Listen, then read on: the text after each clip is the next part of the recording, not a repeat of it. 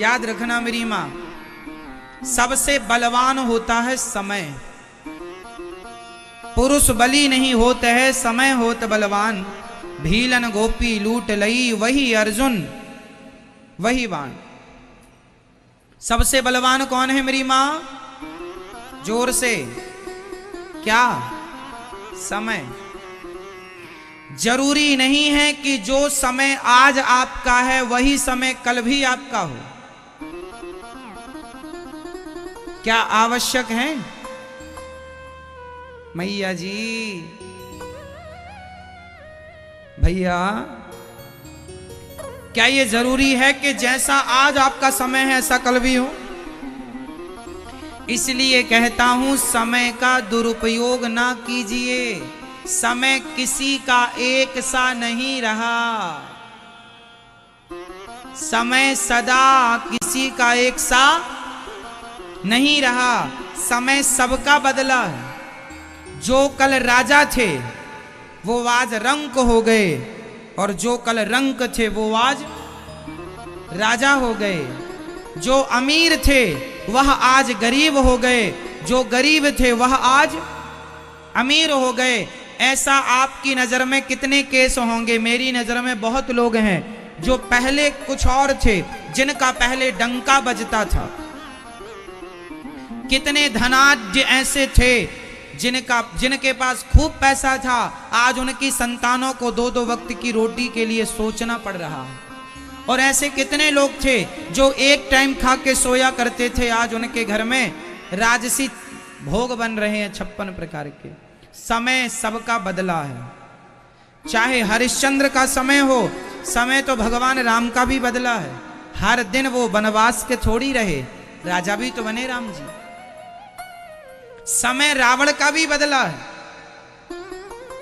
रावण की आंखों के सामने 1 लाख पूत 1.25 लाख नाती मर गए।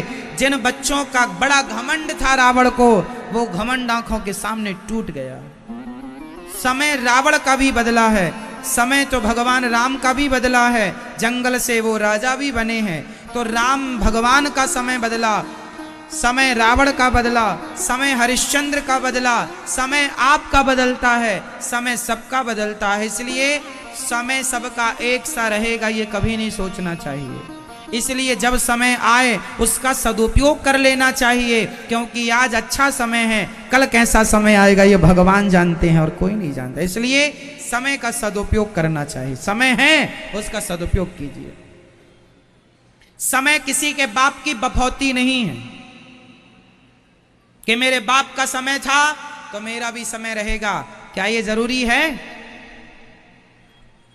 बोलो मेरी मां। इसलिए समय किसी के बाप की बफौती, समय तो समय है, समय समय पर होता है। समय समय की बात, राम जन्म का दिन बड़ा और कृष्ण जन्म की रात। समय समय पर होता है, समय समय की बात। समय है। एक समय वो था जब आप 8 रोटियां खा लेते थे।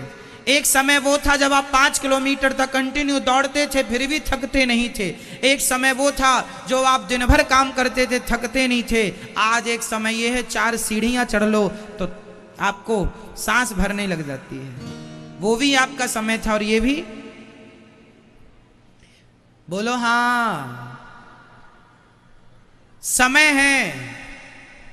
समय ने आपको जवान बनाया, समय ने आपको बूढ़ा बनाया, समय ने आपको बीमार बनाया, समय ने आपको स्वस्थ बनाया। क्यों? ये समय तो है। एक समय था कि आप लोगों के बाल काले थे। एक समय यह है कि आपकी मूछें भी सफेद हो गई हैं। किसने किया? आपकी मूछें सफेद किसने कर दी? दादाजी आपकी मूछें सफेद किसने की? पड़ोसी ने? हाँ, किसने की? समय ने। समय ने मूछें सफेद कर दी, समय ने दांत गिरा दिए, समय ने घुटनों में दर्द प्रकट कर दिया, समय ने आज ये स्थिति कर दी कि आज आदमी बिस्तर से अपने से उठ नहीं पाता। जो आदमी दौड़ दौड़ के सारा काम करता था, आज उसे बिस्तर से उठने के लिए 1 लोगों की, 2 लोगों की, 4 लोगों की जरूरत है। क्या संसार में ऐसे लोग नहीं हैं? समय ऐसा आता है लोगों का अपने हाथ से खा नहीं पाते, उनको खिलाना पड़ता है। ये समय ही तो है। बोलो हाँ या ना? समय कब कैसा हो जाए, किसका हो जाए, कोई नहीं जानता। इसलिए जो समय ईश्वर ने दिया है उस समय को भगवान के चिंतन में खर्च करना चाहिए, भगवान में लगाना चाहिए। समय व्यर्थ नहीं गंवाना चाहिए। एक राजा था, ये दुनिया की एक सांसारिक बात मैं आपको सुना रहा हूं, शायद कुछ समझ में आवे, समझिएगा। एक राजा थे, उनकी बड़ी सुंदर रानी थी। रानी, राजा बहुत अच्छे से रहते, राजा बड़ा प्यार करते थे रानी, क्योंकि रानी बहुत सुंदर थी। सुंदर थी रानी, इसलिए राजा बड़ा पास में था, बड़ा प्यार। बहुत समय बीतने के बाद अचानक रानी को पता नहीं क्या हो गया, रानी को एक रोग हो गया। वो सफेद दाग हो जाते हैं ना, सफेद दागों वाला रोग रानी को हो गया। रानी के शरीर में सफेद सफेद दाग होने लगे। जब दाग होने लगे तो उनकी सुंदरता ढलने लगी, जरा कम होने लगी। तो राजा का अटैचमेंट उस रानी से कम होने लगा।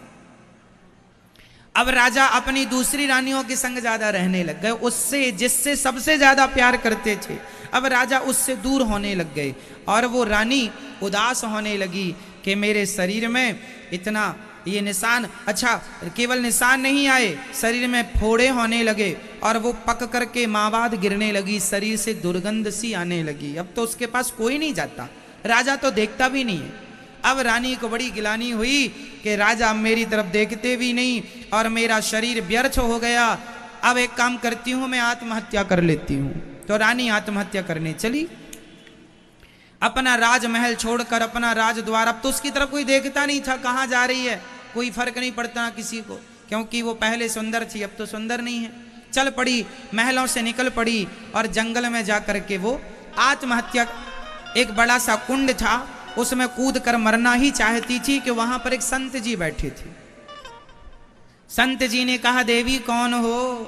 पूरा पता बताया, महाराज मैं फलानी की रानी हूं, मैं आज ये स्थिति है कि मैं, ये देखिए शरीर में क्या हो गया है। राजा अब मुझे देखते भी नहीं, जब तक शरीर में सुंदरता थी। एक बात बताएं, ये लोग आपको तब तक पसंद करते हैं जब तक आप में कुछ है। आप में कुछ नहीं है तो आपको कौन देखेगा? आपके पास पैसा हो तो लोग आपको देखेंगे, आप में शरीर में ताकत हो तो लोग आपको देखेंगे, आप में सुंदरता हो तो लोग आपको देखेंगे। कुछ भी नहीं है तो कौन देखने वाला है? क्योंकि ये दुनिया आपको देखती इसलिए है क्योंकि उसे अपना स्वार्थ सिद्ध करना है। इस धरती पर सब लोग स्वार्थी ही तो हैं। स्वार्थ लाग करें सब प्रीति, सुर नर मुनि जन की यह रीति। रानी बोली मर जाऊंगी, संत बोले मत मर, मैं तुझे ठीक कर सकता हूं, पर एक वचन देना पड़ेगा। रानी बोली बिल्कुल मैं आपकी बात मानूंगी, आप मुझे स्वस्थ कर दीजिए, मैं आपको वचन देती हूं जो आप कहेंगे मैं वो करूंगी।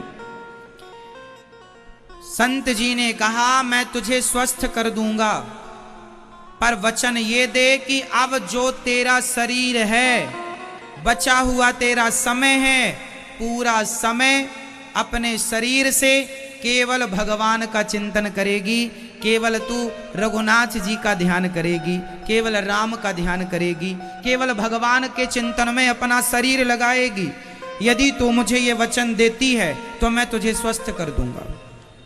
बचा हुआ समय तू भगवान के हवाले करेगी। उसने कहा मैं आपको वचन देती हूं, आप मुझे। संत जी ने कहा जिस कुंड में तू कूदना चाहती थी उसी कुंड में स्नान कर ले, तू स्वस्थ हो जाएगी। वो गई, स्नान की, बिल्कुल सुंदर, पहले से जवानी में जितनी सुंदर थी उससे भी ज्यादा सुंदर होके संत प्रभाव से निकल के बाहर आ गई। ये बिल्कुल सत्य घटना है, सत्य घटना है। निकल कर बाहर आई, बड़ी सुंदर हो गई। कहने लगी महाराज अब मुझे अपने चरणों में ही रख लो, मैं यहीं आपकी सेवा करूंगी, आपके संग भजन करूंगी। संत जी ने कहा तू अपने राज्य में जा और वहां रह के भजन करना, पर भगवान को ना भूलना। चली वापस, जब वो घर गई तो उसके पति राजा ने देखा, वाह तो बड़ी सुंदर। राजा फिर फुदक के वापस आ गया, बड़ी सुंदर हो गई हो, कहां गई थी, ये कहां से मिल गया शरीर इतना सुंदर तुम्हें। उसने कहा, राजा को उसने ज्यादा भाव नहीं दिया। उसने कहा, महाराज अब आप अपना काम कीजिए, मेरा जो बचा हुआ समय है अब मैं भगवान की आराधना में लगाऊंगी। मेरे शरीर पर अब आपका कोई अधिकार नहीं है। मैं अपने शरीर से, मैं अपनी वाणी से, मैं अपने वचन से, मैं अपने कर्म से अब केवल रघुनाथ जी की बन करके रहूंगी, रघुनाथ जी का चिंतन करूंगी। मुझे अब आप त्याग दीजिए जैसा त्याग दिए थे। राजा दूर हट गए, वो अपना महलों में रह के भजन करती है और उसने अपनी बची हुई सांसें भगवान के हवाले की।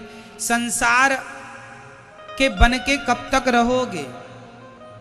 जब तक शरीर अच्छा है लोग देखते हैं, शरीर बूढ़ा हो गया कोई नहीं देखता। इसलिए मन भोगों में ना लगाकर भजन में लगाया जाए। भोगों से तो मन किसी का भरा ही नहीं, तो तुम्हारा क्या भर जाएगा। इसलिए ये भोग विलास हम सबको ठग रहे हैं, लूट रहे हैं। मत लूटो, मत अपने आप को, अपना समय जाने दो। समय भगवान के चरणों में समर्पित करो। बचा हुआ समय है ना, कितना खुश करोगे अब संसार के लोगों को। ये कभी खुश हुए हैं? कौन खुश हुआ है बताओ। सिर काट के रख दो आप संसार के लिए, फिर भी ये लोग खुश नहीं हो सकते। पत्नी पति को कितना भी खुश करे, पति पत्नी को कितना भी खुश करे, पर फिर भी कोई ना कोई कमी रह ही जाती है किसी ना किसी से। और वो कमी आदमी सारी जिंदगी गिनाता है, तुम में ये कमी है, तुम में ये कमी है। बाप अपने बेटों को कितना भी धन दे दे उनको खुश करने के लिए, फिर भी आजकल के कुछ बच्चे यही कहते हैं हमारे बाप ने हमें दिया ही क्या है। माँ अपना पेट फाड़वाती है बच्चों के लिए, माँ कितना दर्द सहती है बच्चों के लिए, पर वही बच्चे बड़े होकर कहते हैं तुमने क्या किया हमारे लिए। तो आप सिर काट के रख दीजिए साहब, ये दुनिया बड़ी स्वार्थी है। चाहे कोई हो, सब स्वार्थी ही है, बेटा हो बेटी हो, है ना। इसलिए दुनिया को खुश करने चलेंगे तो आपको करोड़ जन्म लेने पड़ेंगे, फिर भी दुनिया खुश नहीं होगी। और गोविंद खुश हो गए तो फिर किसी और को खुश करने की जरूरत नहीं है। मीरा ने भगवान को खुश कर लिया, उसने किसी की परवाह नहीं की। नरसिंह जी ने भगवान को खुश कर लिया, उन्होंने किसी की परवाह ना की। आप और हम भी समझें अब इन बातों को, संसार के चक्कर में ना पड़ो। ये संसार कभी किसी का नहीं हुआ मेरी मां, तुम्हारा नहीं हो सकता।